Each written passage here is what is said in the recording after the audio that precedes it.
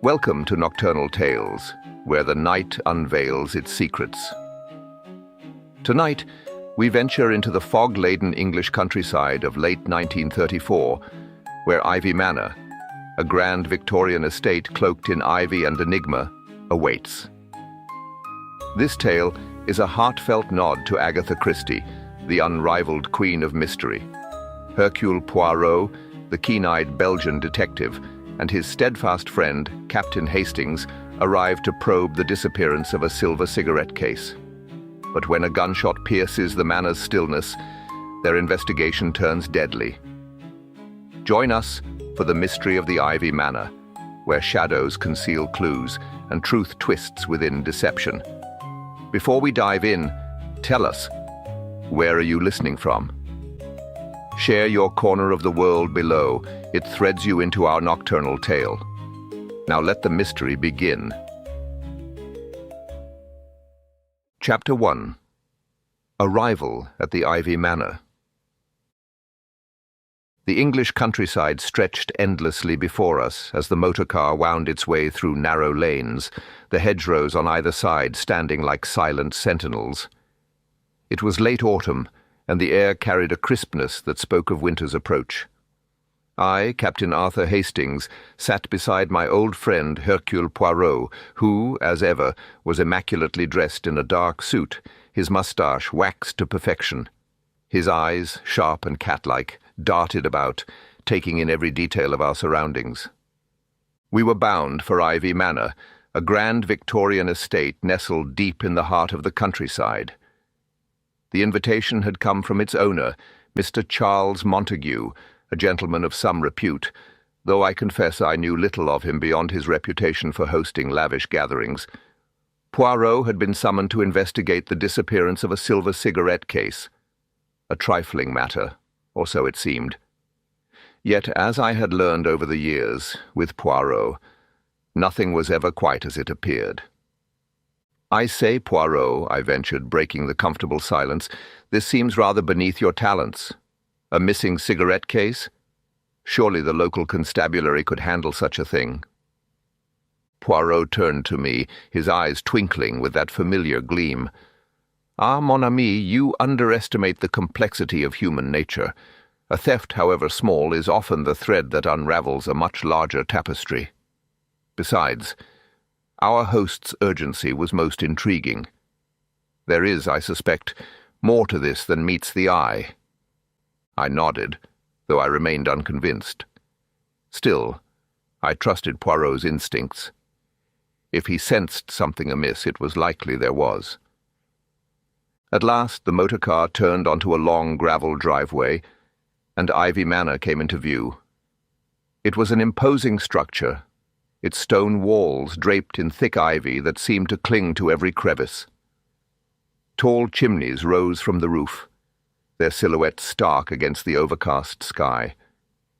The gardens, though meticulously kept, were shrouded in a thin mist that curled around the hedges and flower beds, lending the place an air of mystery. Beyond the manor, a secluded lake glimmered faintly, its surface still as glass, while dense woods encircled the estate, isolating it from the outside world. "Quite the place, isn't it?" I remarked, gazing up at the manor's towering facade. Poirot, however, was not one for idle admiration. "Oui, Hastings. But observe the ivy. It grows unchecked in places. A sign, perhaps, that all is not as orderly as it seems." Before I could respond, the front door swung open, and a figure emerged to greet us. Charles Montague was a man of middle age, perhaps in his late 40s, with a lean, aristocratic face and hair that had begun to silver at the temples. His attire was impeccable, yet there was a distracted air about him, as though his thoughts were elsewhere. "Mr. Poirot, Captain Hastings, welcome to Ivy Manor," he said, extending a hand. His voice was smooth, almost theatrical, but his smile did not quite reach his eyes. "I trust your journey was pleasant?" "Most pleasant, Monsieur Montague," Poirot replied, shaking his hand with a slight bow. "Though I must confess, the fog, it adds a certain Atmosphere, does it not? Montague chuckled, though it seemed forced. Ah, yes, the English weather. One must learn to live with it, I suppose. Do come in. The others are eager to meet you. We followed him into the Manor's grand entrance hall, where the opulence of the interior immediately struck me. Polished wood gleamed underfoot, and Persian rugs softened our steps. A crystal chandelier hung from the ceiling, casting a warm glow over the space.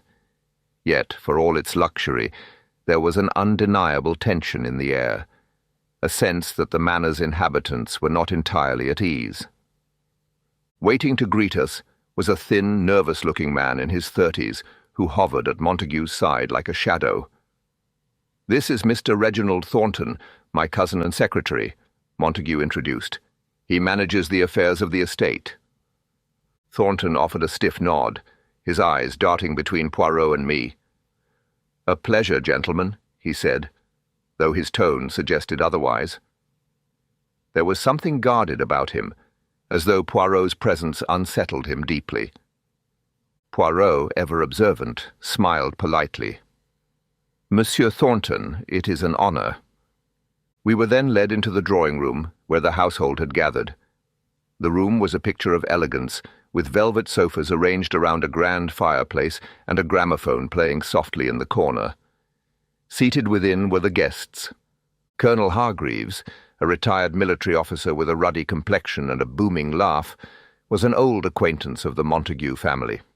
However, his jovial demeanour masked a lingering resentment towards Charles's brother, Arthur Montague, stemming from a military scandal years ago that had cost the colonel a promotion and left his reputation tarnished.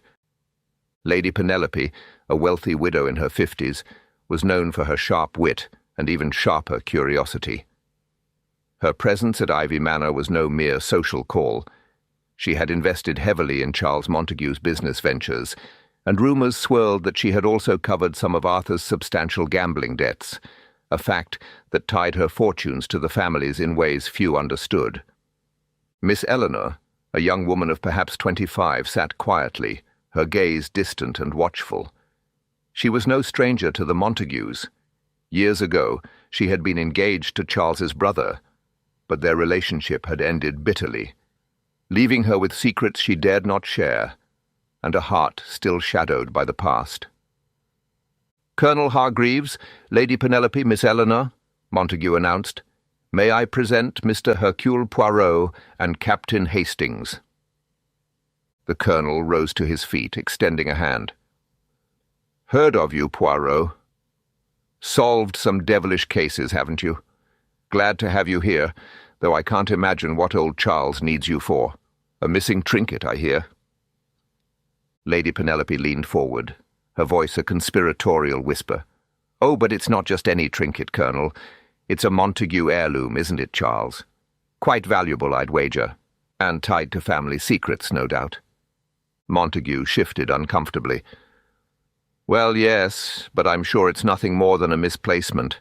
Still, one can't be too careful." Miss Eleanor said nothing, her fingers tracing the edge of her teacup as she stared into the fire, her silence heavy with unspoken history.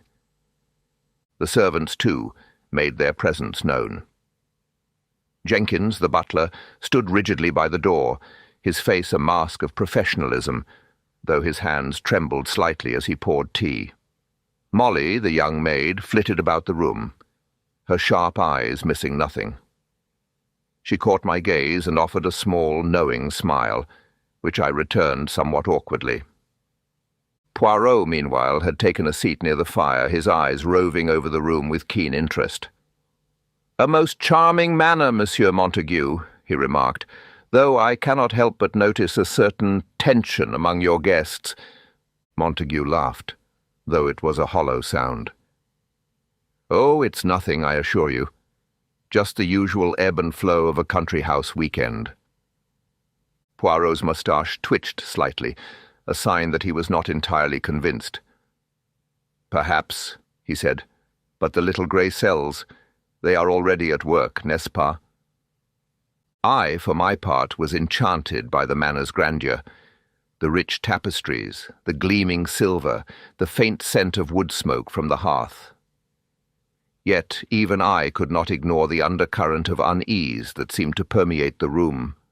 Reginald Thornton, in particular, struck me as a man on edge, his eyes flitting toward Montague with every passing moment.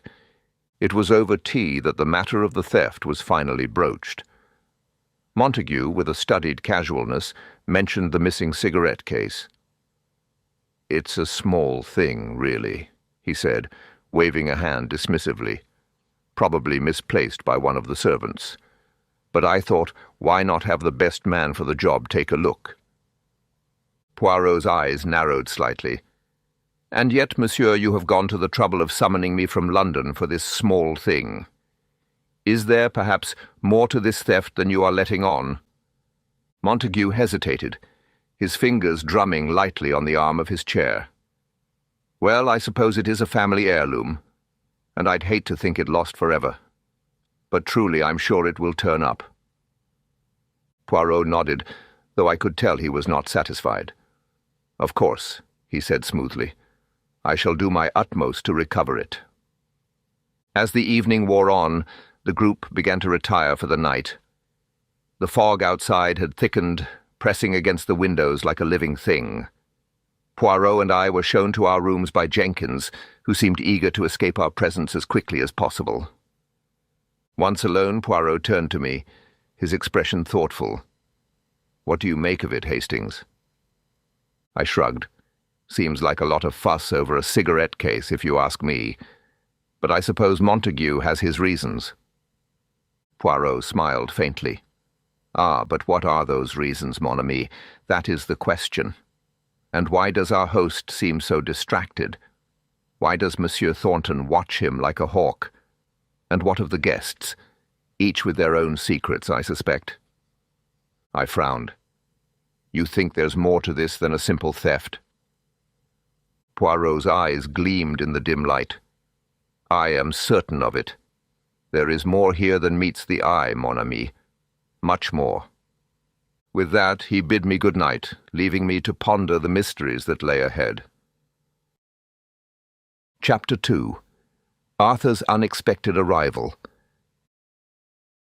The morning broke over Ivy Manor with a dull grey pallor, the fog pressing thickly against the mullioned windows as though reluctant to release its hold on the estate. I awoke to the patter of rain, a soft but persistent sound that seemed to underscore the stillness of the house. Hercule Poirot, ever the early riser, was already seated in the dining hall when I joined him, his small, neat figure a picture of composure amidst the grandeur of the room. The long mahogany table gleamed under the chandelier's light, its stern ancestral portraits gazing down upon us with silent disapproval. Charles Montague presided at the head, his fingers tapping an irregular rhythm on the cloth, a faint shadow of unease crossing his otherwise composed features. Beside him sat Reginald Thornton, his cousin and secretary, whose thin frame and pallid complexion suggested a man perpetually on edge. The air between them was taut, a strained politeness that Poirot's sharp eyes could not have failed to notice. Indeed, as he sipped his coffee, black of course, for he abhorred the English habit of milk, I caught the faintest twitch of his moustache, a sure sign that his little grey cells were already at work. Colonel Hargreaves, seated opposite, was in fine form, his voice cutting through the morning quiet like a bugle. And there I was, lads, in the thick of it. Burma, 1898. Facing down a band of rebels with nothing but my wits and a rusty bayonet. Took a shot at me, they did, but I ducked just in time and, well, suffice to say, I gave 'em what for. He guffawed, slapping the table with a meaty hand. Lady Penelope, ever eager for a conversational opening, turned her bright eyes toward Miss Eleanor, who sat at the table's far end, her demeanour as reserved as her grey frock. Really, Colonel, must we have war at breakfast? I'm far more curious about Miss Eleanor's tales. Where did you say you hailed from, my dear? Miss Eleanor's fingers paused on her teacup, her gaze fixed downward. I didn't. she replied, her voice clipped, a wall of ice against Lady Penelope's probing warmth. The widow's smile faltered, but only for a moment. Before further pleasantries could be exchanged, a sharp knock resounded through the hall, reverberating off the panelled walls. Jenkins, the butler, hastened to the door, his steps betraying a flicker of alarm. He returned moments later, his face ashen, his voice unsteady. "Mr. Arthur Montague, sir," he announced, stepping aside. A figure strode into the room with the force of a tempest, uninvited and unabashed. Arthur Montague was a man of rough edges, his jaw shadowed with stubble, his coat creased and travel-worn, his dark eyes burning with a ferocity that stood in stark contrast to Charles's polished refinement. The brothers could not have been more dissimilar. Where Charles was the gentleman of leisure, Arthur was the vagabond, a storm breaking upon the manor's calm. "Charles," Arthur said, his voice a low growl, "I need a word." "Alone." Charles rose, his face drained of colour, a tremor passing through his hands. "Arthur?" he murmured, as though the name itself were a shock. "Yes, of course. The library, then." He glanced at Reginald, who stood without hesitation, his loyalty as automatic as it was unspoken. "Reginald will join us." The trio departed, leaving the dining room in a ripple of whispers. Lady Penelope leaned forward, her voice a conspiratorial hush. "Well now, the black sheep returns. I've heard whispers of Arthur Montague. Gambling debts are falling out years ago. What do you suppose he wants?" Colonel Hargreaves snorted. "Trouble, mark my words. Always was a loose cannon, that one." I glanced at Miss Eleanor, whose grip on her teacup had tightened, her knuckles whitening against the porcelain. She said nothing, but her silence spoke volumes. Beside me, Poirot remained still, his expression inscrutable, though I knew his mind was racing. "What do you make of it, Poirot?" I asked under my breath. He tilted his head, his voice a murmur. "Most curious, Hastings. The arrival of Monsieur Arthur, it is a pebble dropped into still water. The ripples, they will reveal much." Rising with a casual air, he beckoned me to follow. "Come, mon ami. A little stroll, perhaps, to aid the digestion." We slipped from the room and positioned ourselves near the library door, where raised voices soon reached our ears. "You stole my life, Charles." Arthur's tone was raw, accusatory. "Everything I had, everything I was, you took it. And now you sit here, playing Lord of the Manor. I'll see you exposed for the fraud you are." Charles's reply was shaky, defensive. "You don't understand, Arthur. It wasn't like that. I had no choice." "No choice?" Arthur laughed, a harsh, bitter sound. "You chose betrayal, and I'll make sure everyone knows it." Reginald's voice cut in, steady but insistent. "Arthur, enough. This isn't the place. Leave now, and we'll sort this privately." "Privately?" Arthur sneered. "With that detective sniffing about? I'm not the fool here." The door burst open, and Arthur stormed past us, his shoulder brushing mine as he made for the front entrance. The slam of the door echoed through the manor, a thunderous punctuation to his exit. Charles emerged moments later, his hair dishevelled, his eyes wild. "A family misunderstanding," he muttered, avoiding our gaze. "Nothing to concern yourselves with, gentlemen." He retreated upstairs, Reginald trailing behind like a shadow. Poirot watched them go, his fingers steepled beneath his chin. "A misunderstanding," he says, he mused. Yet the fear in his eyes, it tells a different tale. Why does the arrival of Monsieur Arthur provoke such terror, I wonder? I frowned. "Do you think it's tied to the cigarette case?" Poirot's lips curved faintly. "The cigarette case, Hastings, is but a trifle, a distraction perhaps from a secret far more profound. No, this is a matter of the heart, of the past. We shall see." After the morning's excitement, The day at Ivy Manor settled into a semblance of routine, though the undercurrent of tension remained palpable. Poirot, ever the keen observer, suggested a walk through the estate's grounds, ostensibly to admire the gardens, but undoubtedly to survey the lay of the land. I accompanied him, our footsteps crunching on the gravel paths, as we passed the mist-shrouded lake and the dense woods beyond. "The manor, it has many secrets, Hastings," Poirot remarked, his eyes scanning the horizon. "And secrets, they have a way of revealing themselves given time." We returned to the house to find the other guests engaged in their own pursuits. Colonel Hargreaves had taken to the billiard room, his booming laughter echoing through the halls, while Lady Penelope had cornered Miss Eleanor in the drawing-room, her relentless curiosity undeterred by the young woman's reticence. As the afternoon waned, the household gathered for tea, the ritual providing a veneer of normalcy. Yet the absence of Charles Montague, who had sequestered himself in his study with Reginald Thornton, was keenly felt. The conversation was stilted, the guests exchanging banalities, while their thoughts undoubtedly lingered on the morning's confrontation. Dinner that evening was a muted affair, the fog outside thickening into a shroud that seemed to seep into the manor itself. Charles was absent, pleading a headache, and Reginald fielded questions with practiced deflection, his answers smooth but empty. The guests ate in near silence, the clink of cutlery a stark counterpoint to the morning's drama. Afterward, Poirot stepped onto the terrace, his small figure silhouetted against the misty expanse of the lake. I joined him, the damp air chilling my skin. "What occupies your thoughts, Poirot?" I asked. He gazed out at the fog, his voice soft but resolute. "I think, Hastings, that we stand at the edge of a puzzle, a psychological puzzle most intricate. The pieces, they are scattered, but they will come together. Of that I am certain." With that, he turned back to the house, leaving me to contemplate the shadows that loomed ever larger over Ivy Manor. Chapter 3. A Body in the Library.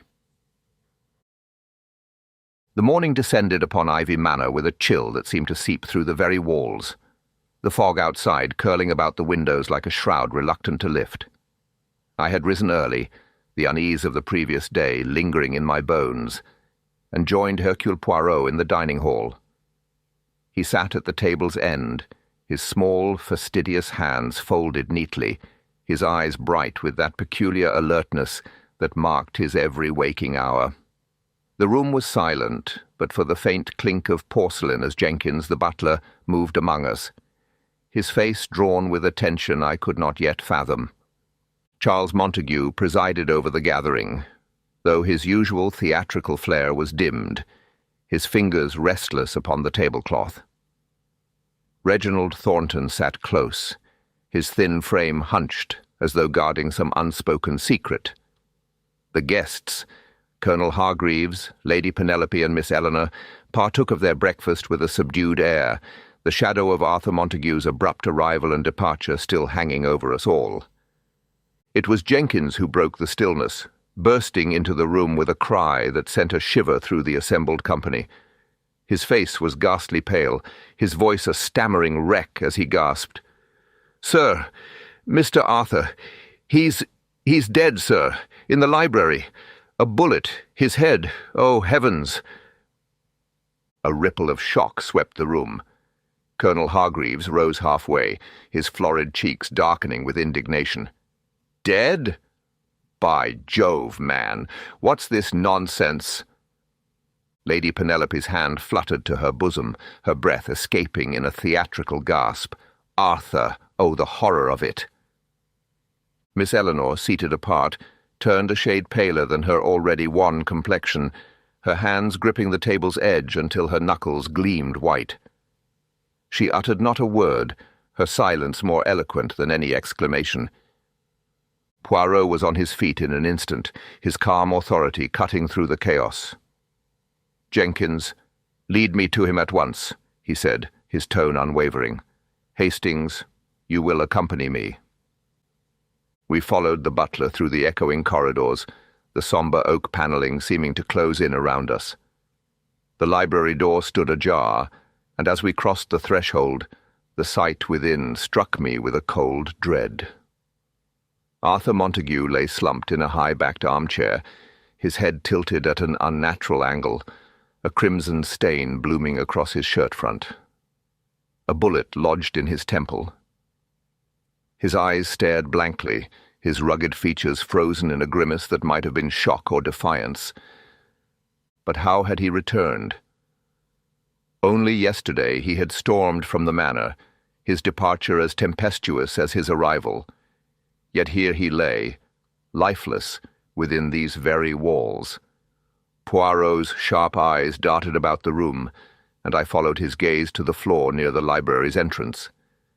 There, half hidden by the rug, was a faint trail of mud, damp and fresh, as though someone had entered from the grounds not long before.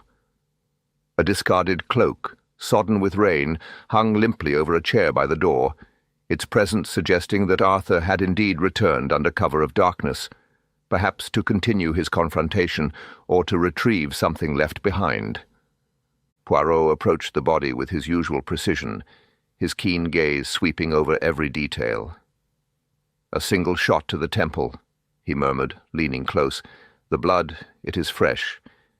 And yet, where is the weapon? Most curious, n'est-ce pas?" I surveyed the room, my pulse quickening. The library, so orderly the previous day, now bore signs of disarray.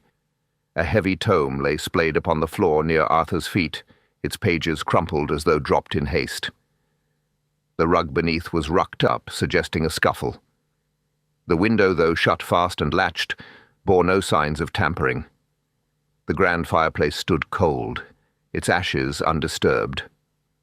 Poirot's attention fixed upon the rug, where faint scuff marks marred the pile. "There was movement here," he said softly. "A struggle, perhaps." His eyes narrowed as they fell upon a muddy footprint near the bookshelf, its outline faint but unmistakable. And this, mud, fresh from the grounds, yet the window remains locked. How intriguing. Before I could offer a theory, Charles Montague appeared in the doorway, his face a mask of feigned astonishment. "Good Lord," he breathed, his voice trembling just enough to seem rehearsed. "Arthur, he must have done it himself. He was always so unstable, you know. After our row yesterday, I feared he might—" Poirot turned to him, his expression inscrutable. "You suggest suicide, Monsieur Montague?" Charles nodded, his eyes flickering nervously. Yes, it must be. He was distraught, unhinged even. What else could it be? Poirot's moustache quivered, a subtle sign of disbelief. "And yet," he said, "there is no gun. A man who shoots himself does not then hide the weapon, does he? And observe, the angle of the wound, it slopes upward. A self-inflicted shot would not be so. No, monsieur, this is no suicide." Charles's hands shook as he clasped them before him, his composure faltering. "But who would here in my own house?" "That," Poirot replied coolly, "is precisely what I shall uncover." He turned to Jenkins, who lingered by the door, wringing his hands. "Seal this room, Jenkins. No one enters without my express permission." Poirot's voice softened, his tone coaxing. "And tell me, Jenkins, did you hear anything unusual last night?" The butler's face crumpled, his eyes wide with fear and confusion. I don't know, sir. It's all a blur. I was in the servants' hall, and there was a noise, I think. Around midnight, a muffled thud, like something heavy dropping, but I thought it was just the house settling or the wind. I never imagined—" He broke off, his voice choking with horror. Poirot nodded, his mind clearly turning over the information. "Very well. You may go." As Jenkins retreated, Poirot resumed his scrutiny of the scene, his small, deliberate movements betraying the intensity of his focus. He knelt by the footprint, tracing its edges with a finger. "This mud," he murmured. "It is from outside, yes? Yet the window is secure. There is a puzzle here, Hastings." I frowned, my mind grappling with the implications. If not through the window, then how? Another entrance? Poirot's eyes gleamed with that familiar spark. "Perhaps, mon ami, or perhaps something more clever still." Poirot's gaze swept the room once more, his eyes alighting on a cushion that lay askew on the floor near the armchair. He picked it up, turning it over in his hands. A small singed hole marred the fabric, and the faint scent of gunpowder lingered. "Ah," he murmured. "The killer, they were clever. They used this to muffle the shot, no doubt. A thud, not a bang, and so the household slept on." I stared at the cushion, marveling at his deduction. "Brilliant, Poirot. That explains why no one came running." "Précisément," he said, his eyes gleaming. "The little grey cells, they do not rest." As Poirot examined the cushion, I recalled the previous night. Amid the howling wind and rattling windows, I had heard a faint thud, but in my half-sleep I had thought it nothing more than the house groaning under the storm's assault. Now I realized it must have been the muffled shot. Poirot, too, must have heard it, though he gave no sign of it at the time. Our musings were interrupted by the arrival of the local constabulary, a stout sergeant and his deputy, who bustled into the room with the air of men unaccustomed to such grim affairs. They took charge of the scene with a mixture of deference and bewilderment, securing the library and questioning the staff under Poirot's watchful eye. It was not until midday that Inspector Japp of Scotland Yard arrived, his sturdy frame filling the doorway, his expression a blend of irritation and reluctant fondness. "Japp!" I exclaimed, relieved to see a familiar face. "What brings you out here?" He stepped inside, his eyes taking in the scene with a practiced sweep. "Got word from the locals. Murder, they said, and a messy one at that. Took the first train down. Didn't reckon on you being in the thick of it, though, Poirot." Poirot smiled thinly. "A pleasure, as always, Inspector. And yes, a murder it is. Most intriguing, I assure you." Japp's gaze settled on Arthur's body, his brow creasing. "Looks like suicide to me. A shot to the head. We'll find the weapon soon enough." "Non, non," Poirot countered, shaking his head. "It is not so simple. The wound's angle, the absence of the weapon, the signs of struggle, these tell a different tale. An intruder, perhaps, or a scene arranged to deceive." Japp grunted, skepticism etched in his features, though a flicker of doubt crossed his eyes. "Always with the theories, eh? All right, what have you got?" Poirot gestured to the scuff marks and the footprint. "These, for a start, and the locked window, yet mud from the grounds. How did it come here, I wonder?" Japp crouched by the footprint, his manner grudgingly thoughtful. "Could be the killer slipped in and locked up after, or there's another way in we haven't spotted." "Précisément," Poirot agreed, "and we shall find it, you and I." With a curt nod, Japp addressed the constables hovering in the hall. "Right, boys, let's have at it. Search the grounds, look for that gun, and check every nook of this place. Hopkins, round up the staff for statements." As the men dispersed, Poirot and I withdrew to the drawing-room, where the household had been herded like sheep in a pen. The air was thick with unease. Reginald paced before the fireplace, his hands clasped tightly behind him. Lady Penelope perched on a sofa, her eyes alight with speculation. Miss Eleanor gazed out the window, her face a mask of quiet anguish. "Oh, Mr. Poirot!" Lady Penelope cried as we entered. "What a dreadful affair! Poor Arthur. Surely it was his own hand, driven by despair. Or perhaps that old Montague curse I've heard tell of." Poirot regarded her with a polite incline of his head. "Madame, I fear it is neither despair nor curse. It is murder." A collective gasp echoed through the room. Reginald halted mid-step, his face ashen. Murder? But how? Why?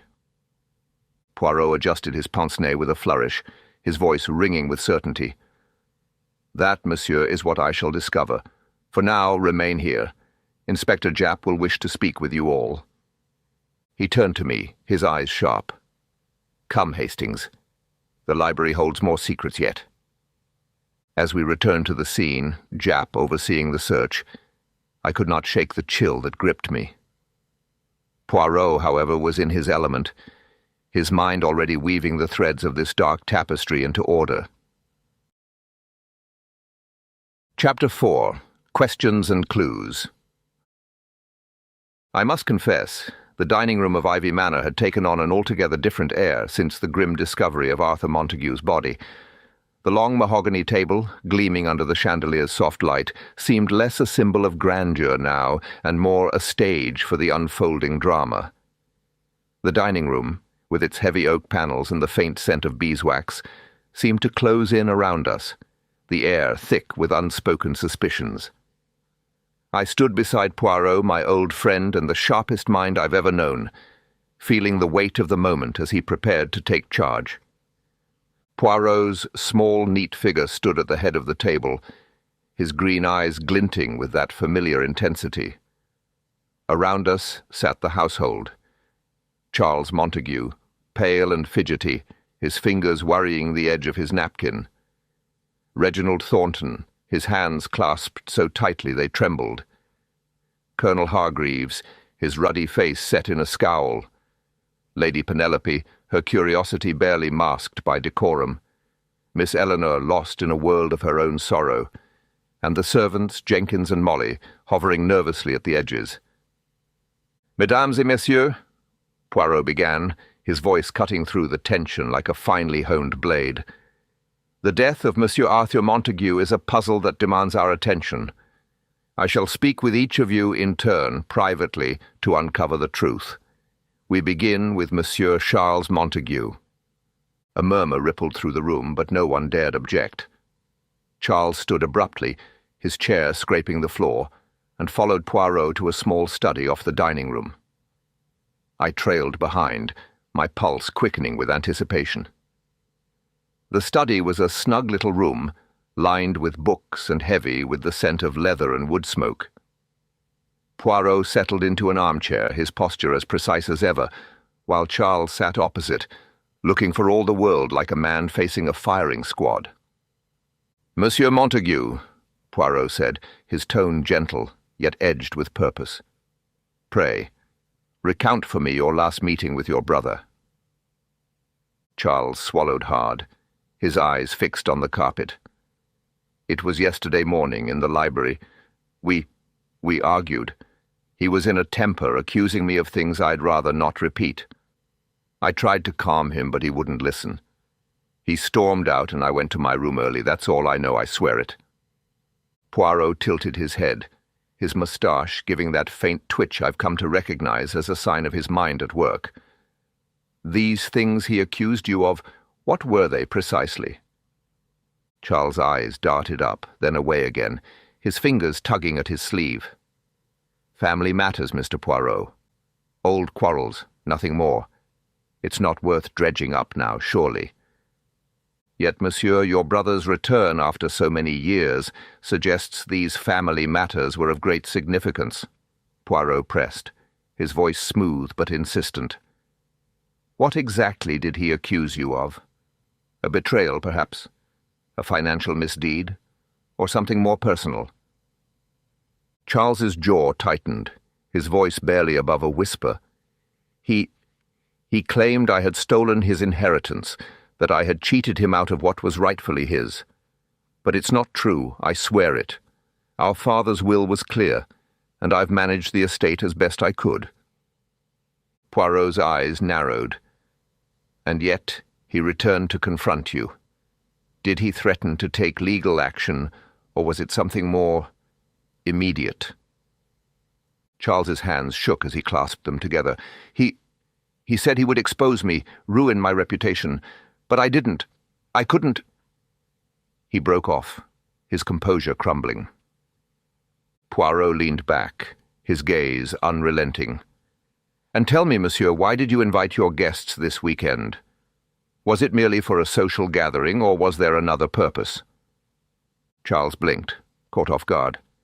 I wanted to celebrate the estate's prosperity, to show that all was well. But with Arthur's arrival, it all went to pieces." "And your guests? Do any of them have reason to wish harm upon your brother?" Poirot asked, his tone deceptively mild. Charles's eyes widened. "No, of course not. They're friends, acquaintances. Why would they—" "Ah, but in matters of murder, one must consider all possibilities," Poirot interrupted. "For now you may return to the others." Charles rose, his relief evident in the slump of his shoulders, and hurried out. Poirot turned to me, his voice dropping to a conspiratorial whisper. "He conceals something, Hastings. His nerves. They betray him." I nodded, my mind buzzing. He was positively twitchy, Poirot. I'd wager that argument was more than a trifling spat. "Do you think he's hiding something serious?" Poirot's eyes gleamed. "Indeed, mon ami. But what it is, and why, those are the questions we must answer." Next to enter was Reginald Thornton, Charles's cousin and secretary. He was a wiry fellow, with a thin face and hands that twitched like a cornered animal's. He sat only after a moment's pause, his eyes flicking toward the door as if hoping for an escape. "Monsieur Thornton," Poirot began, his tone measured, "you are most loyal to Monsieur Charles, are you not?" Reginald straightened, his voice firm despite the tremor in his hands. "He's a good man, Mr. Poirot. Arthur was the troublemaker, always stirring up mischief. Charles wouldn't hurt a fly. I'd stake my life on it." Poirot's eyebrow arched ever so slightly. "Your loyalty is admirable, but tell me, monsieur, what is your role here at Ivy Manor? As secretary, you must be privy to many of the family's affairs." Reginald's fingers twitched. "I manage the estate's accounts, handle correspondence, that sort of thing. It's a position of trust, and I take it seriously." "And in that position, have you ever come across any irregularities? Perhaps something that might have angered Monsieur Arthur?" Reginald's eyes darted away. "No, nothing like that. The estate is in good order, thanks to Charles's management." Poirot leaned forward, his gaze piercing. "And yet Monsieur Arthur returned with accusations of theft. Did he ever approach you about these matters?"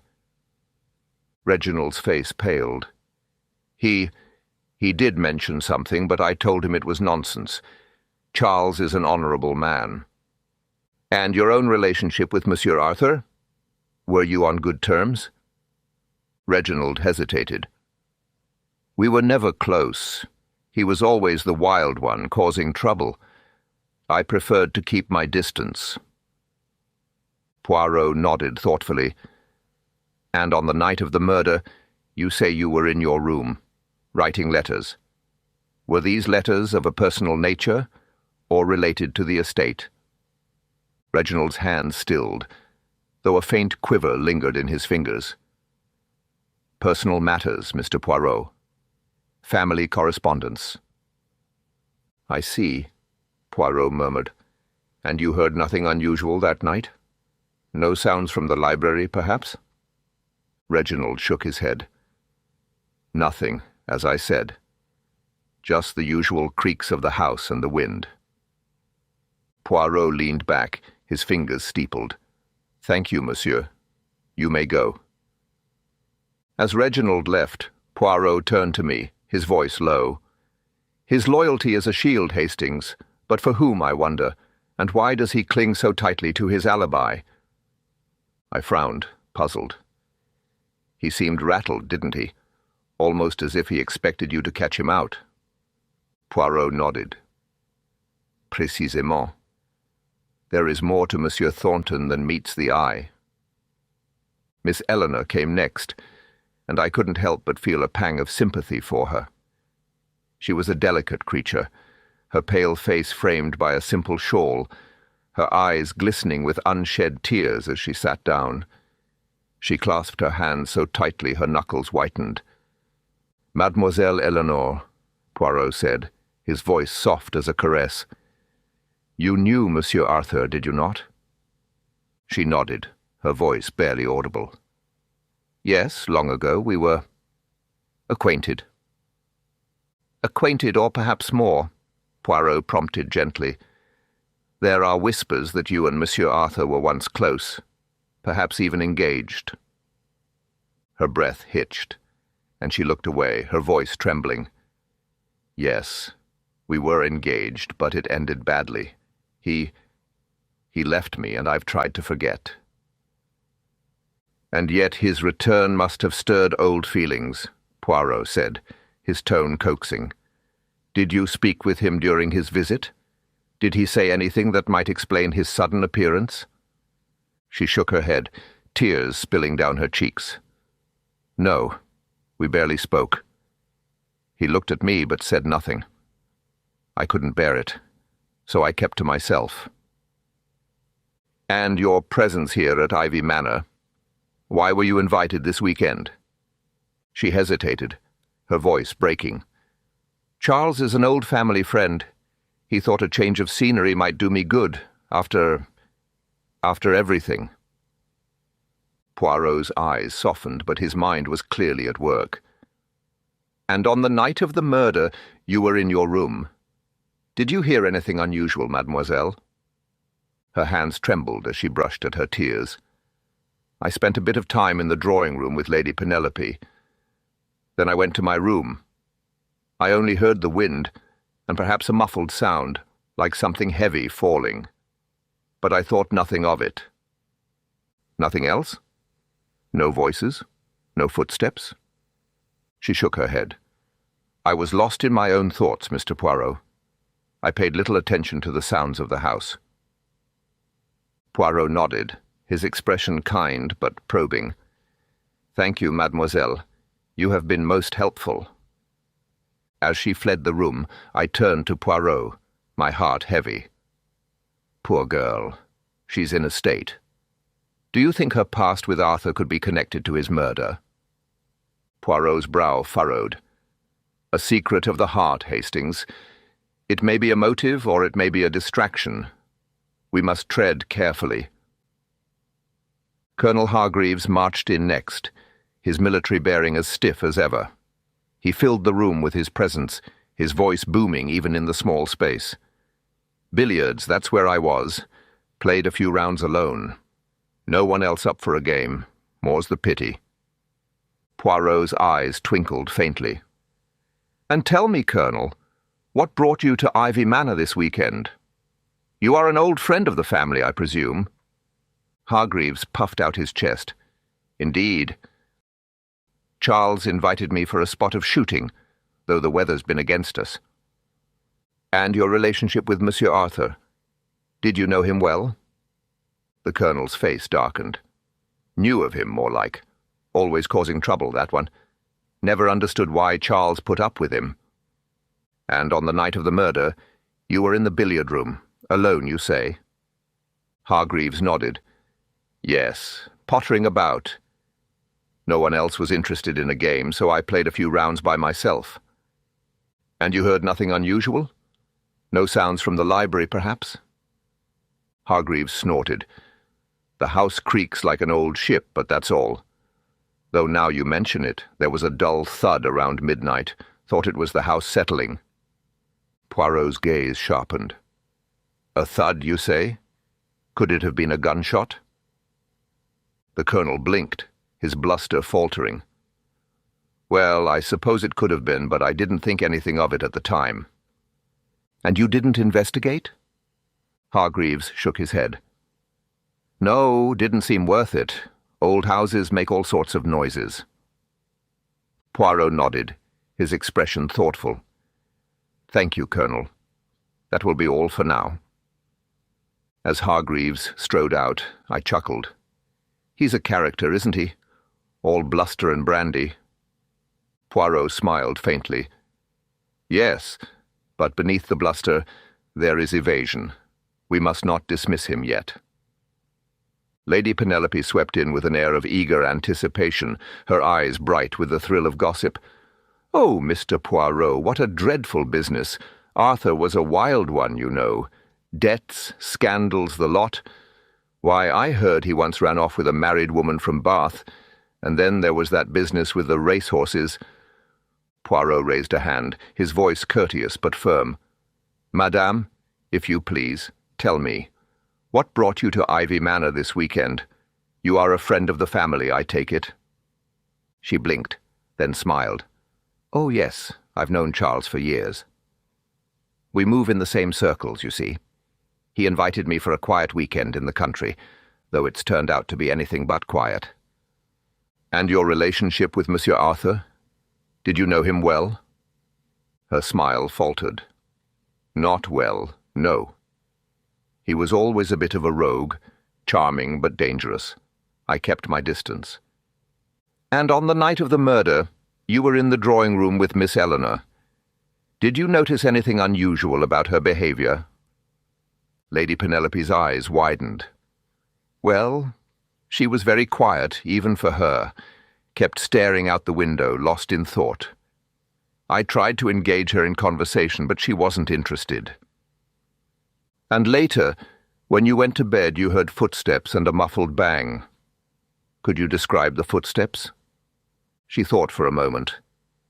"Light, quick steps, like someone in a hurry, and the bang, it was like a door slamming, but muffled, as if it came from far away."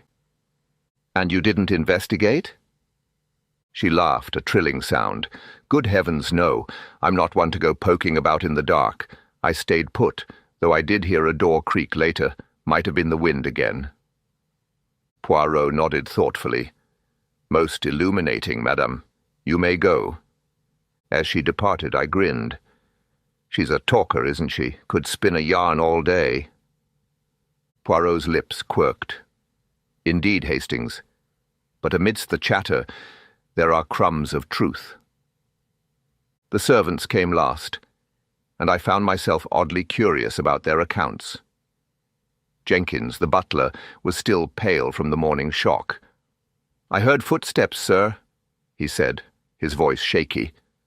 "After midnight, I reckon, coming from the east wing. I thought it was the house settling, but now I'm not so sure." Poirot leaned forward. "Monsieur Jenkins, you have served the Montague family for many years, have you not?" Jenkins nodded. "Yes, sir, for at least 10 years now."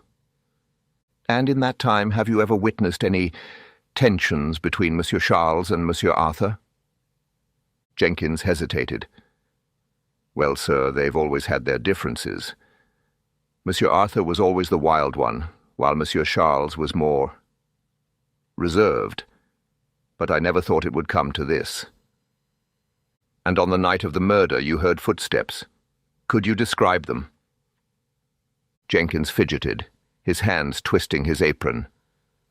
"Soft, like someone trying not to be heard.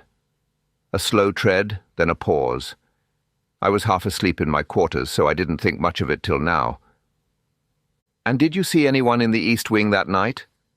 Jenkins shook his head. "No, sir. I stayed in my room." Poirot nodded. "Thank you, Monsieur Jenkins. You may go." Molly, the maid, spoke next, her eyes sharp despite her nerves. "I saw Mr. Thornton near the library earlier that evening, before 10, I think. He looked flustered, pacing a bit, but I didn't ask why." Poirot's gaze flicked to me, then back to her. "Mademoiselle Molly, you have a keen eye. Tell me, what is your impression of the guests? Have you noticed anything unusual in their behaviour?" Molly hesitated. "Well, sir, Miss Eleanor seems very sad, and Lady Penelope is always asking questions. The Colonel, he keeps to himself mostly, and Mr. Thornton, Well, he's always watching Monsieur Charles like he's worried about something. And on the night of the murder, you heard a faint pop or a muffled thud. Could you describe it more precisely? She nodded. It was like a cork popping, but softer, and then a thump, like something heavy hitting the floor. I thought it was just the house, but now... Now you think it might have been something more, Poirot finished. Thank you, Mademoiselle Molly. You have been most helpful. With the interviews concluded, Poirot led me back to the library, his mind clearly still churning over the details we'd gathered. Inspector Japp was there, overseeing the constables as they continued their search for the missing gun. But Poirot's attention was elsewhere. His sharp eyes roamed the room, taking in every detail, until they settled on the bookshelves lining the walls. He paused, his gaze fixed on a section where one book jutted out ever so slightly, its spine misaligned with the rest. It was a small discrepancy, but to Poirot, it was like a beacon. He approached the shelf slowly, his fingers trailing lightly over the spines of the books as if sensing their secrets. "Books, Hastings," he murmured. "They are the silent witnesses in this room. And sometimes they hold more than just words." He stopped at the misaligned book, a weathered copy of The Hound of the Baskervilles. With a deliberate motion, he reached out and pulled it from the shelf. As he did, a folded piece of paper slipped from between the pages, drifting to the floor like a leaf in autumn. Poirot bent to retrieve it, his fingers unfolding the letter with the utmost care. He studied it for a moment, his eyes gleaming with that familiar spark of discovery. "Ah, Hastings," he murmured. "What have we here?" He read aloud, "Charles, you have taken what wasn't yours. I will reclaim it or expose you. Signed, Arthur." I felt a jolt of excitement. "A motive!" I exclaimed, "hidden cleverly." Poirot nodded, his expression thoughtful. "Indeed, mon ami. Arthur must have concealed this here during his visit, a threat tucked away for Charles to find, or for us to uncover. It speaks of a deep-seated grievance, one that may have driven someone to desperate measures." Japp joined us, his report brisk. "No gun yet, but that footprint matches boots from the servants' quarters." Poirot's eyes narrowed. "The boots are a clue, Japp, but it is this letter hidden so shrewdly that sings to me. It reveals the heart of the matter, motives, not mud.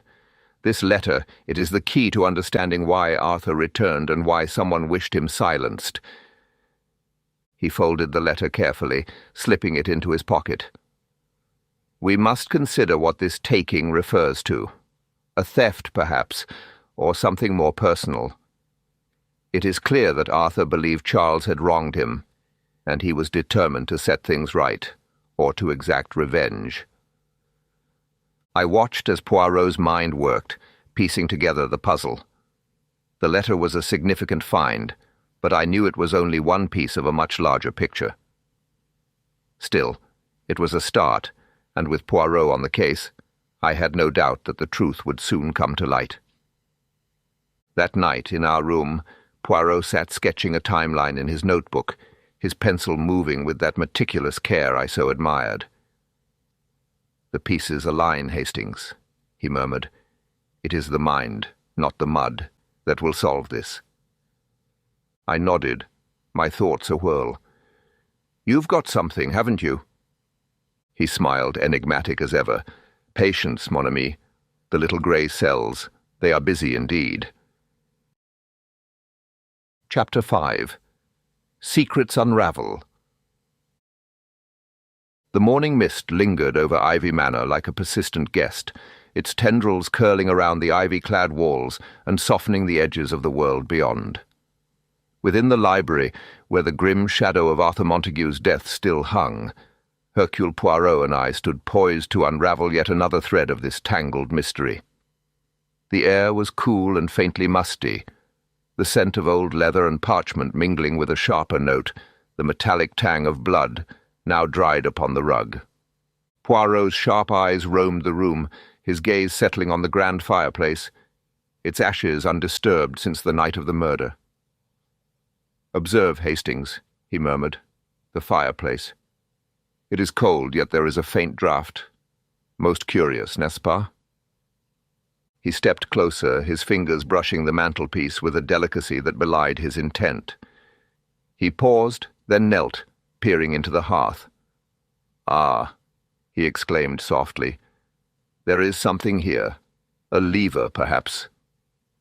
With a deft motion, he pressed a hidden catch, and a section of the wall beside the fireplace swung open, revealing a narrow passage cloaked in shadow. "Good heavens!" I exclaimed, stepping closer. "A secret passage!" Poirot's moustache twitched with satisfaction. "Précisément, mon ami. A passage such as this, it is the perfect accomplice to a crime. Let us see where it leads." We ventured into the gloom, the air growing damp and chill as we descended. The walls were rough-hewn stone, slick with moisture, and the floor uneven beneath our feet.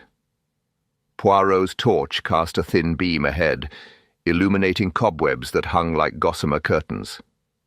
The passage twisted downward, its confines pressing close, until at last it widened, and we emerged near the lake's edge. The fog had thinned, revealing the still waters and the woods beyond, their branches skeletal against the grey sky. Poirot knelt, his keen gaze sweeping the muddy ground. "Footprints," he announced, pointing to fresh impressions leading away from the manor. "Recent and deliberate. The killer, they used this passage to escape, staging the scene to confound us." "But why not flee outright?" I asked, my mind racing. "Why go to such lengths?" Poirot rose, brushing his hands with a grimace of distaste. "To deceive, Hastings." The locked window, the missing gun, it is all a masquerade designed to suggest an outsider or a suicide. But the little grey cells, they see through such tricks. We retraced our steps, emerging once more into the library. Poirot closed the hidden door with care, ensuring it betrayed no sign of our discovery. Back within the library's oak-panelled embrace, Poirot drew the letter from his pocket and unfolded it upon the desk. His brow furrowed as he studied the scrawled words, his fingers tracing the ink as though it might yield its secrets through touch alone. "Listen, Hastings," he said, reading aloud with deliberate clarity. "Charles, you have taken what wasn't yours. I will reclaim it, or expose you. Signed, Arthur." He looked up, his green eyes sharp as cut glass. "This is no idle threat, mon ami. It speaks of a grievance deep and festering. Arthur believed Charles had wronged him, perhaps in matters of inheritance or family honour." I frowned, leaning closer. "But Charles has been master here for years. How could Arthur claim such a thing?" Poirot nodded, his fingers steepled beneath his chin. "Oui. And yet what if the taking refers to something more than mere property? A betrayal, perhaps, or a secret that Charles guards fiercely. We must consider all possibilities, financial disputes, personal vendettas, or even questions of legitimacy within the Montague line." "Legitimacy?" I echoed, my curiosity piqued. "You mean there might be doubts about Charles's right to the estate?" "It is one hypothesis among many," Poirot replied, folding the letter with precision.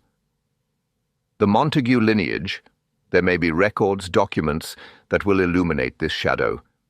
But we must tread carefully, Hastings. The truth, it is a delicate thing."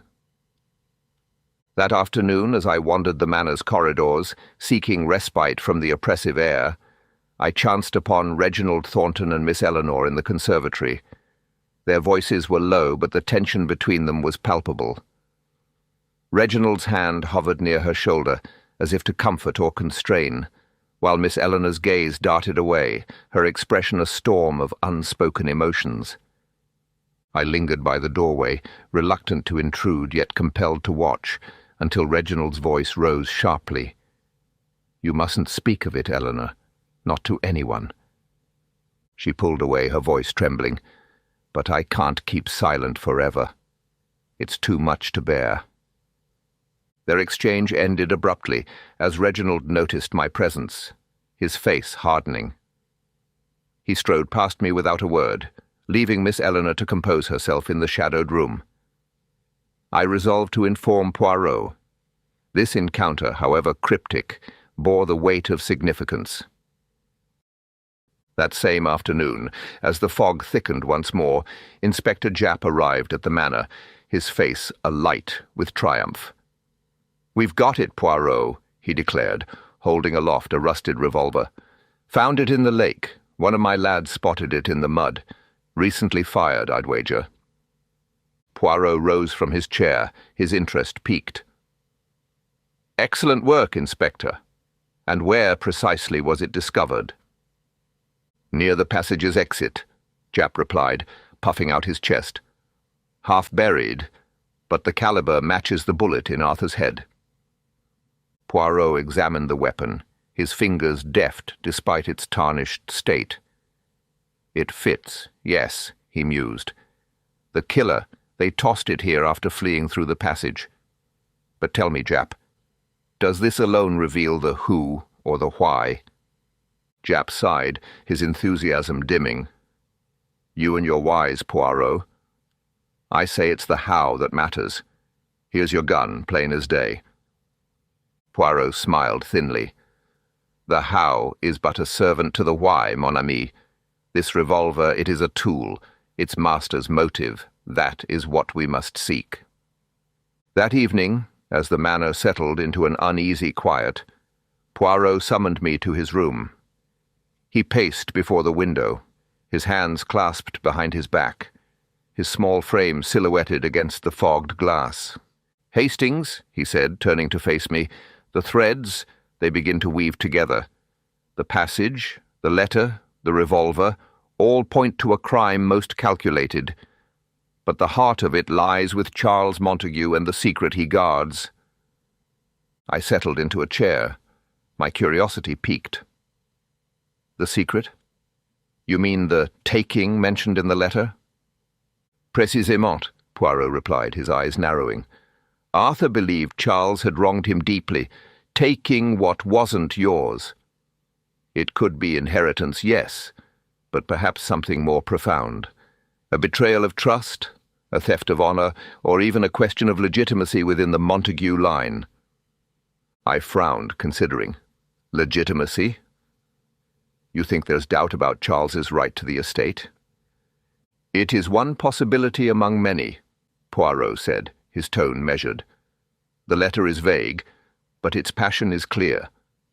Arthur felt robbed of something vital, and his return threatened to expose a truth Charles has kept hidden. We must probe the past, Hastings. Seek out records, perhaps even the family's legal documents. The truth, it hides in the details." I nodded, though uncertainty lingered. But the guests, the servants, they've known Charles for years. If there was something amiss, wouldn't they have noticed? "Ah, but have they truly known him?" Poirot countered. "Or have they known the man he presents to the world? People see what they expect to see, Hastings. A clever deception, sustained over time, can become indistinguishable from reality. We must look beyond the surface." The next morning, as the household gathered for breakfast, a palpable tension gripped the room. Charles rose abruptly, his face flushed with resolve. "I've had enough of this," he declared, his voice unsteady. "I'm leaving for London this morning. Urgent business demands my attention." Poirot, seated at the table, exchanged a glance with Japp, who stepped forward with a gruff nod. "Afraid not, Mr. Montague," Japp said, his tone firm. "No one leaves Ivy Manor until this case is cracked." Charles' eyes widened, his hands clenching. "This is outrageous. I've matters to attend to. You can't keep me here like a prisoner." Poirot rose, his voice calm yet unyielding.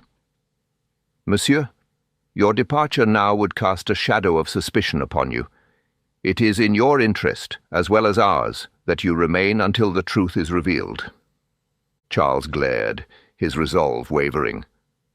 "You think I had something to do with Arthur's death? That's preposterous." "I think only that the truth must be allowed to emerge," Poirot replied, his gaze steady. "To flee now would be to invite doubt. Stay, and let us clear your name, if indeed it can be cleared." Charles hesitated, then sank back into his chair, his defiance crumbling. "Very well," he muttered, "but I expect this to be resolved swiftly." Poirot inclined his head, a faint smile touching his lips. "It shall be, monsieur. The net tightens, and soon we shall see." As evening fell, I found Poirot by the lake, the fog lifting to reveal its glassy surface.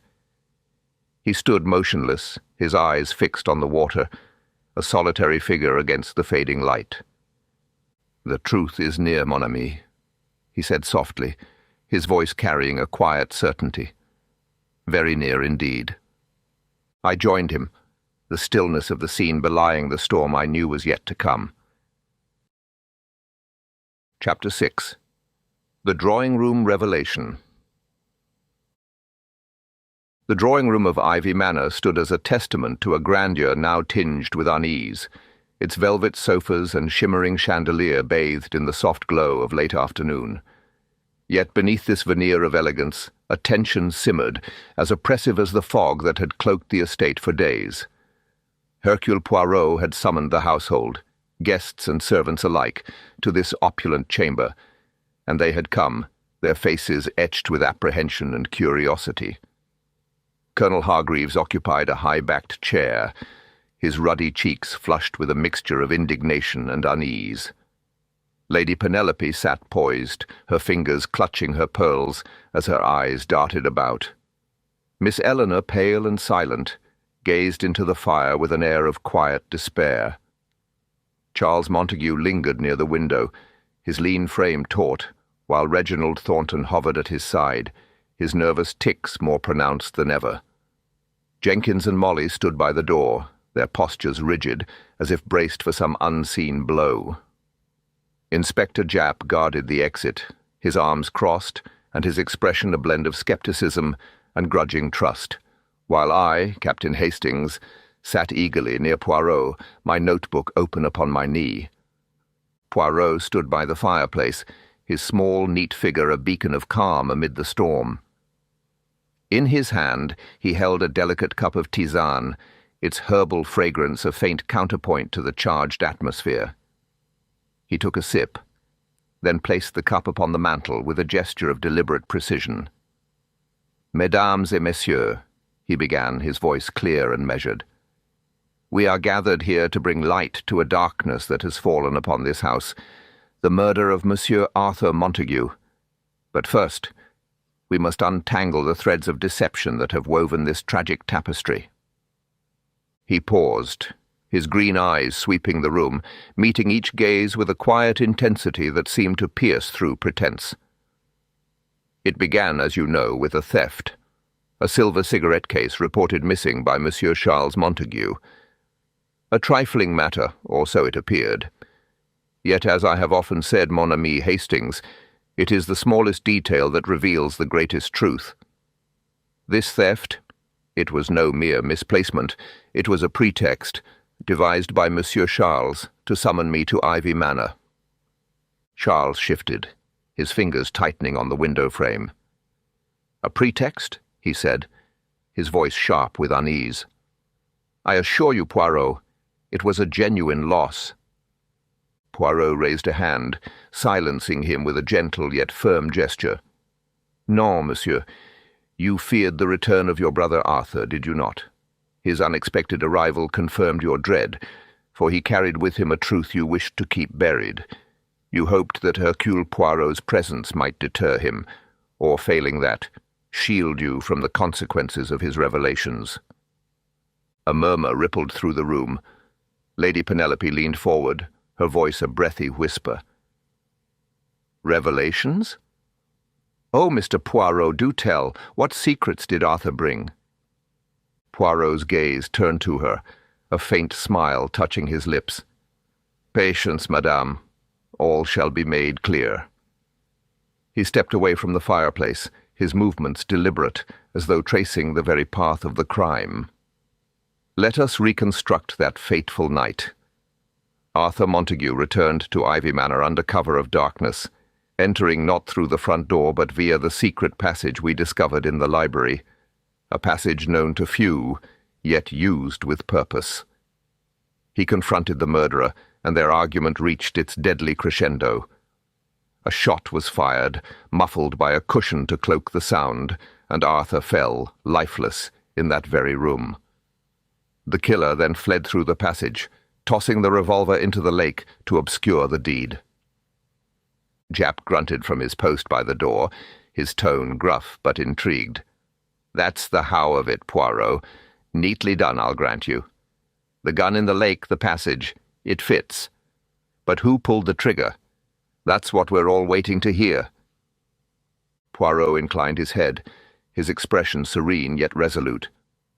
"Indeed, Inspector, but to name the killer, we must first uncover the why, the motive that drove this desperate act."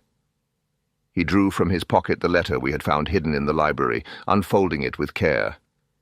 "This, mes amis, is the key. It reads, 'Charles, you have taken what wasn't yours. I will reclaim it, or expose you.' Signed by Arthur Montague." He held the letter aloft, his voice rising with a quiet fervour. What did Arthur mean by this? What had been taken?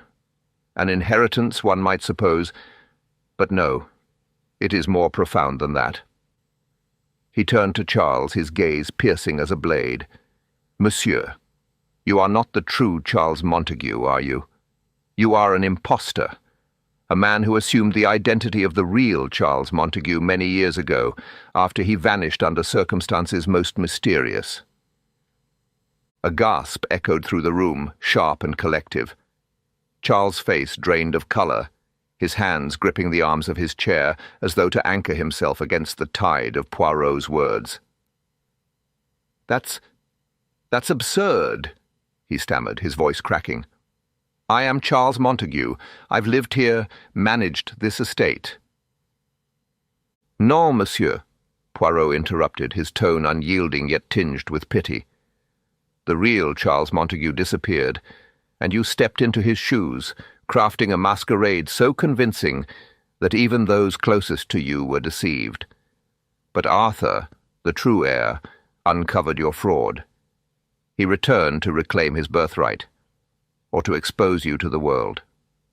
And that, monsieur, is why he had to die." Poirot paused, allowing the weight of his words to settle upon the room. "But who, you ask, would kill to protect such a secret? Let us consider each of you in turn, for in a crime of this nature all must be suspect until proven otherwise." He turned first to Miss Eleanor, her pale face lifting to meet his gaze. "Mademoiselle Eleanor, your past with Arthur was fraught with emotion. You were once engaged, and his return stirred old wounds.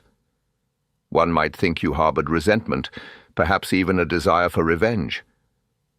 But no, your alibi is sound. You were in your room, as confirmed by Lady Penelope, who heard your restless pacing through the night. Moreover, you lacked the knowledge of the passage, a secret not shared with you. The motive of the heart, it is strong, but here it does not lead to murder." Miss Eleanor's shoulders slumped in relief, though her eyes remained shadowed with grief. Poirot's gaze shifted to Colonel Hargreaves, who straightened in his chair, his moustache bristling.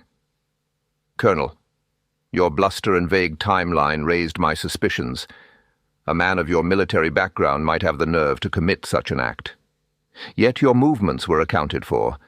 Jenkins saw you in the billiard room, and your physical limitations, the old war wound that hinders your gait, would have made navigating the passage's steep steps a near impossibility. No, Colonel, you did not kill Arthur Montague." Hargreaves huffed, a mixture of relief and indignation crossing his features. "Well, of course not. Absurd to think otherwise." Next, Poirot turned to Lady Penelope, who clutched her pearls tighter. "Madame, your penchant for gossip and shifting stories cast a shadow of doubt. You spoke of footsteps and muffled bangs, yet your accounts were inconsistent. But upon closer scrutiny, it is clear you were in the drawing-room with Miss Eleanor in the evening, and then in your room. Moreover, your motive, curiosity perhaps, but not murder. You sought scandal, not violence." Lady Penelope's laugh was nervous, her relief palpable. "Oh, Mr. Poirot, you do have a way of making one's heart race." Poirot's attention moved to the servants. "Jenkins, your loyalty to the household is commendable, but your jittery demeanor and presence in the servants' hall place you far from the library. You heard the footsteps, yes, but you did not venture out. And Mademoiselle Molly, your sharp eyes noted much, but your duties kept you in the dining hall cleaning. Neither of you had the opportunity nor the motive to commit this crime." Jenkins and Molly exchanged glances, their postures relaxing ever so slightly. "And so," Poirot continued, his voice taking on a sharper edge, "we come to the one whose loyalty surpasses reason, whose actions betray a desperate need to protect a secret not his own." Reginald Thornton leapt to his feet, his thin frame trembling with indignation. "This is madness, Poirot. Charles is my cousin. I've known him since we were boys. How dare you accuse him of such a thing?" Poirot turned to him, his eyes narrowing. "Ah, Monsieur Thornton, you claim a bond of childhood, yet the truth is more tangled, is it not? You knew the real Charles Montague, but this man, this impostor, he is not that boy you grew up with. And yet you protect him fiercely. Why?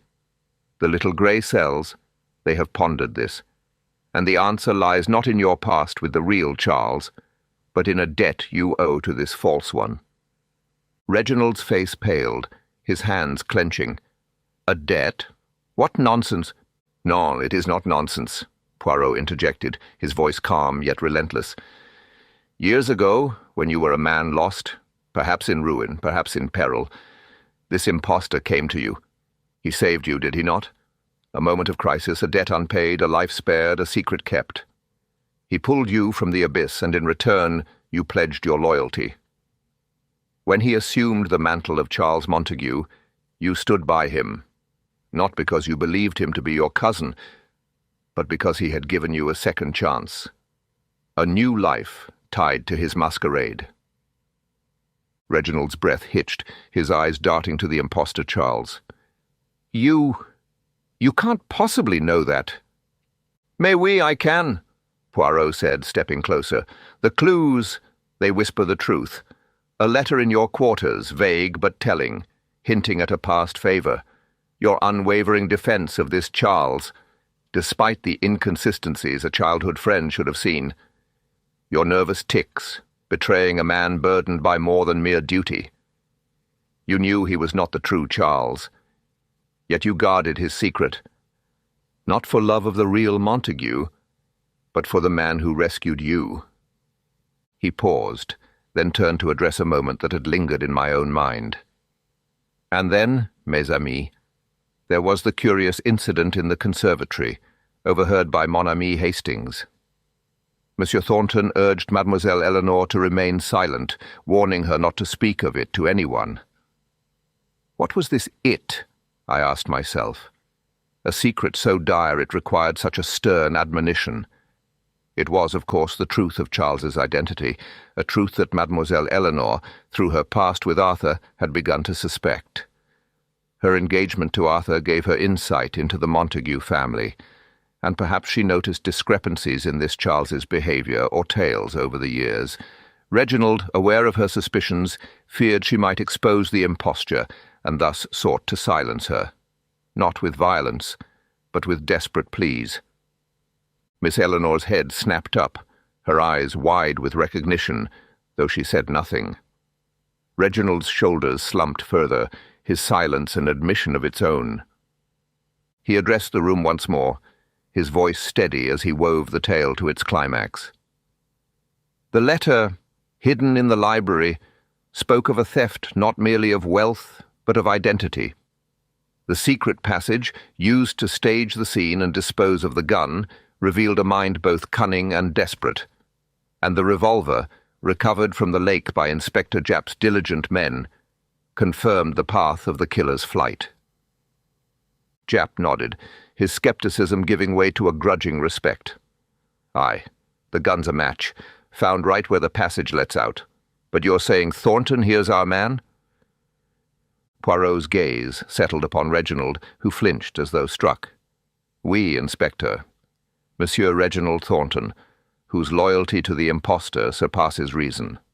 Observe his nervous tics, his presence near the library on the night of the murder, as noted by Mademoiselle Molly.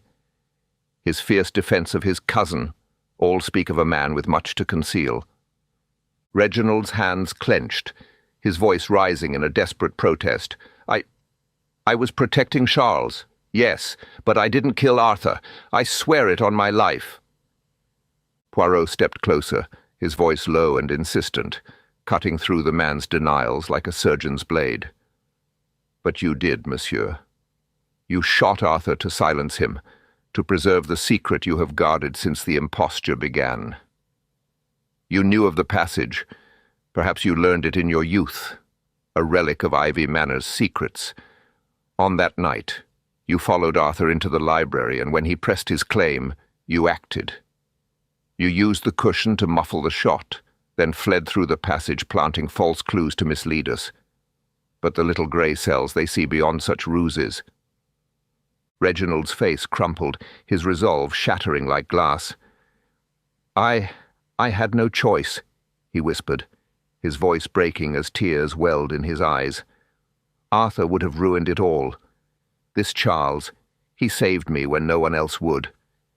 Years ago I'd have been dead or worse without him. I owed him everything, my life, my place here. Arthur's return threatened to tear it down, to expose the lie and leave me with nothing. I couldn't let that happen, not after what he'd done for me. Charles rose unsteadily, his voice a choked plea. Reginald, no. You didn't do this for me. I did. Reginald sobbed, collapsing into a chair, his hands covering his face. I've kept your secret since the beginning, since you took the name. I couldn't let Arthur destroy it. A stunned silence fell, heavy and profound. Japp stepped forward, his tone firm yet not unkind. Reginald Thornton, you're under arrest for the murder of Arthur Montague. Come along now. As Japp led Reginald from the room, Charles sank back into his seat, his head in his hands. It's true, he murmured, his voice barely audible. I'm not Charles Montague. The real Charles vanished years ago. Lost, I thought, forever. I took his place, built this life. But I never wanted anyone to die. Poirot adjusted his tie with a flourish, his expression one of serene satisfaction. The truth, it emerges as it must, monsieur, and with it, order is restored. The household sat in a daze, the weight of the revelation pressing upon them like a physical force. Outside, the fog had at last begun to lift, the sun casting a tentative light across the manor's grounds, as if to signal the end of a long and shadowed chapter. Chapter 7. Order Restored. The storm that had swept through Ivy Manor had passed, leaving in its wake a stillness that seemed almost reverent. Reginald Thornton, his narrow shoulders bowed beneath the weight of his confession, was led away in handcuffs by Inspector Japp and his constables, the clink of metal a sombre note against the manor's hushed corridors. Charles Montague, or the man who had borne that name, stood apart. His once confident demeanour shattered as the authorities questioned him, his imposture laid bare for all to see.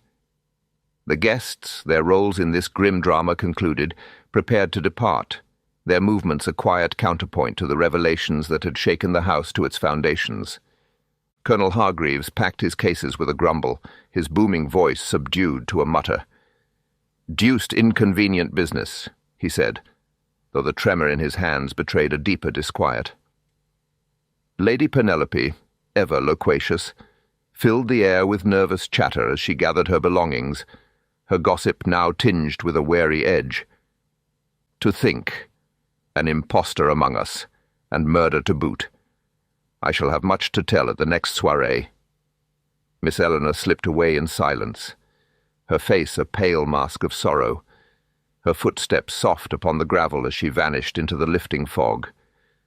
Poirot and I sought refuge in the garden, the crisp autumn air a balm after the stifling tension within. The mist had begun to dissipate, revealing the manor's grounds in gentle clarity, the ivy-clad walls, the barren trees, the lake now glinting faintly under a tentative sun. We settled upon a stone bench, and Poirot drew forth his ever-present tisane, sipping it with a contemplative air as his sharp eyes roamed the scene. "Ah, Hastings," he said at length, his voice soft yet resonant. "It is in such moments that one sees the beauty of order restored. The truth, it emerges from the chaos, does it not? And yet, what a price is paid for its unveiling." I nodded, my pen scratching across the pages of my notebook as I recorded the final threads of the case. "You've done it again, Poirot. The way you saw through it all, it's nothing short of extraordinary." Poirot's moustache twitched with a faint smile, though his gaze remained distant. "It is not the seeing alone, mon ami, but the understanding. The little grey cells, they discern the patterns of the human soul.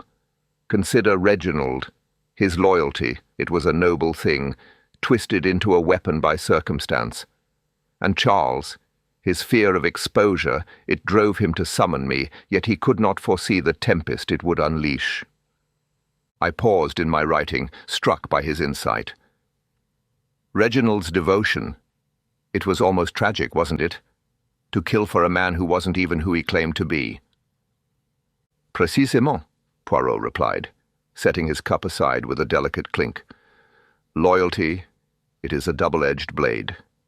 It binds men together, yet when it blinds them to justice, it becomes a peril. Reginald saw in this false Charles a saviour, a debt to be repaid at any cost. Arthur's return threatened that bond, and so he acted, not for hate, but for a love misplaced." "And you pieced it together from those psychological clues," I said, my admiration swelling. "His nervous tics, Charles's evasiveness, it's astonishing how you read them." Poirot waved a hand, a gesture of modest dismissal. "It is but the application of method, Hastings. The passage, the letter, the revolver, these were mere tools. It was the mind behind them that spoke loudest.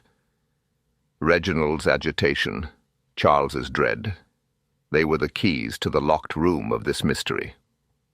I hesitated, then asked the question that had been nagging at me.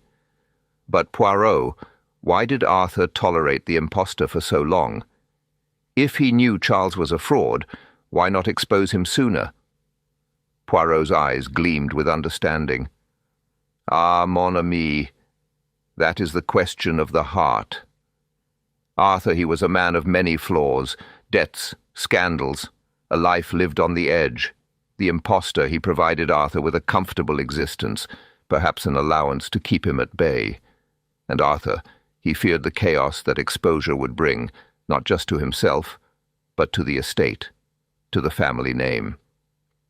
It was a delicate balance, one that held until Arthur's own circumstances changed, compelling him to act." "So it was a matter of convenience," I ventured. "Convenience, yes, but also of fear," Poirot replied. "Arthur knew that to unmask the impostor would be to invite ruin upon himself. The impostor had woven himself into the fabric of Ivy Manor, and to tear him out would be to unravel all. It was only when Arthur felt he had no other choice, perhaps a debt too great, a threat too pressing, that he returned to reclaim what was his." I closed my notebook, the tale complete. "You're a marvel, Poirot, truly. After all this, what say you to a holiday, somewhere warm, perhaps with no mysteries to trouble us?" Poirot's smile widened, a twinkle in his eye. though his gaze drifted to the horizon. A tempting notion, mon ami, but the world, it is never short of puzzles. There will always be another, waiting to challenge the little grey cells. For now, though, let us savour this moment of peace. As we rose to depart, Ivy Manor stood silent behind us, its secrets exposed, its grandeur softened by the light of truth. The lake shimmered like a polished mirror, reflecting the sky's tentative blue, and Poirot hummed a faint tune, a melody of contentment, I thought, his step light with the satisfaction of justice served. We left the manor behind. The fog of deceit lifted at last, ready for whatever lay ahead. As the fog lifts from Ivy Manor, Hercule Poirot stands triumphant, his little grey cells having pierced through a labyrinth of lies and loyalty. The truth is revealed. Charles Montague was an impostor, a man who had assumed the identity of the true heir years ago after the real Charles vanished. His loyal secretary, Reginald Thornton, driven by a debt of gratitude from a past rescue, murdered Arthur Montague to protect the secret that bound them. Poirot's relentless pursuit of order unraveled the deception, exposing the killer and the fraud at the heart of the manor through clues like a hidden letter, a secret passage, and a revolver cast into the lake. Yet, as justice prevails, the story leaves us with a haunting reflection on the price of loyalty and the shadows cast by hidden truths. We hope this tale has captivated you. Did you suspect Thornton's devotion concealed a darker motive? Share your thoughts below. If Hercule Poirot and the mystery of the Ivy Manor has enthralled you, please like this episode and subscribe to Nocturnal Tales for more mysteries. Support our storytelling journey either by becoming a member or by tipping us with a super thanks available under this video or via our Buy Me a Coffee page, link in the description. Thank you for joining us, and until our next nocturnal adventure, may your nights brim with curiosity and your days with clarity.